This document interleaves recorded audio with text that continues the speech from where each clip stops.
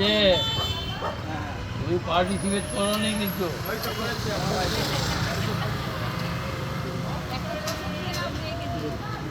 আরজি করের নৃশংস ঘটনার প্রতিবাদে আমাদের শক্তি সংঘ ক্লাবের পক্ষ থেকে মানববন্ধন আমরা করছি। এই নৃশংস ঘটনা, নৃশংস হত্যার প্রতিবাদে আমাদের এই মানববন্ধন জুনিয়র ডাক্তারদের আবেদনের পরিপ্রেক্ষিতে একটা অন ডিউটি ডাক্তারকে হসপিটালের মধ্যে বর্বরোচিত আক্রমণ এবং তাকে খুন করে ফেলা এবং বর্তমান সরকার সেই তথ্য প্রমাণ লোপাট করা, কাদেরকে বাঁচানোর উদ্দেশ্যে এই সরকার কাজ করে যাচ্ছে আমাদের জানা নেই। এই এত বড় নৃশংস ঘটনার প্রতিবাদে জুনিয়র ডাক্তারদের পরিপ্রেক্ষিতে আবেদনের পরিপ্রেক্ষিতে আমাদের শক্তি সংঘ ক্লাবের পক্ষ থেকে এই মানববন্ধন আমরা করছি।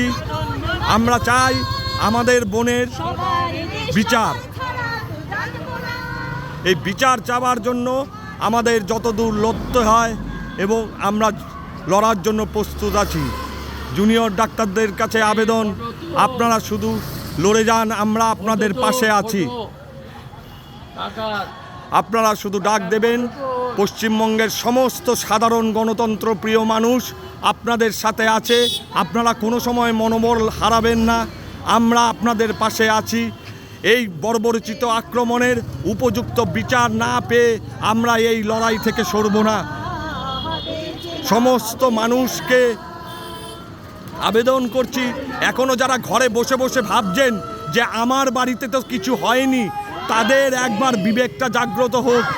এই বর্বরোচিত আক্রমণ, একটা সিস্টেম যখন দুর্নীতিগ্রস্ত হয়ে পড়ে তখন সবার বাড়িতেই আসতে পারে এই ধরনের আক্রমণ নেমে আসতে পারে।